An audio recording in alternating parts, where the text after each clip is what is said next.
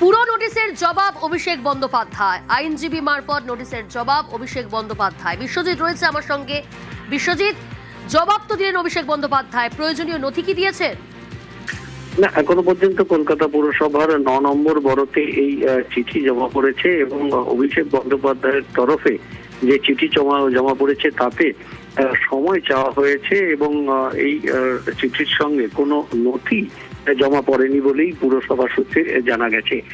আমরা জানি যে 18ই মে কলকাতা পুরসভা নোটিশ সার্ভ করেছিল, শো কজ নোটিশ কলকাতা পুরসভার 401 এই ধারাতে নোটিশ দেওয়া হয় বিল্ডিং ডিপার্টমেন্ট থেকে। কলকাতা পুরসভার ৯ নম্বর বড় বিল্ডিং ডিপার্টমেন্ট থেকে বেশিরভাগ এবং বাকি যে বড় দুই বড় থেকে আরো দুটি বিল্ডিং এর জন্য দেওয়া হয়।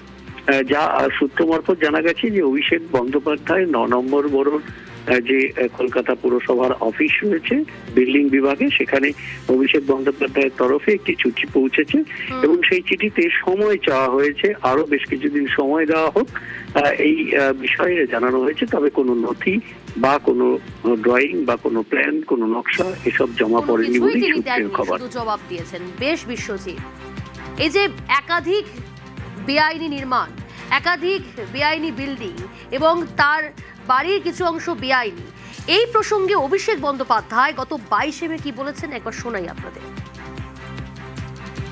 আপনার বাড়ির অবৈধ অংশ ভাঙার নির্দেশ দিয়েছে কলকাতা পুরসভা 7 দিনের মধ্যে। তারা এসব প্রশ্ন করছে, কলকাতা পুরসভাকে জিজ্ঞেস করুন অবৈধ অংশটা কোথায়, জিজ্ঞেস করে আসুন। আগে জিজ্ঞেস করে আসুন, তারপর আমার থেকে উত্তর নেবেন। আপনি স্পেসিফিক্যালি জিজ্ঞেস করুন কোন অবৈধ অংশ, যে অবৈধ অংশ মার্ক করে দেবে উত্তর আমার থেকে নিয়ে যাবেন। যান।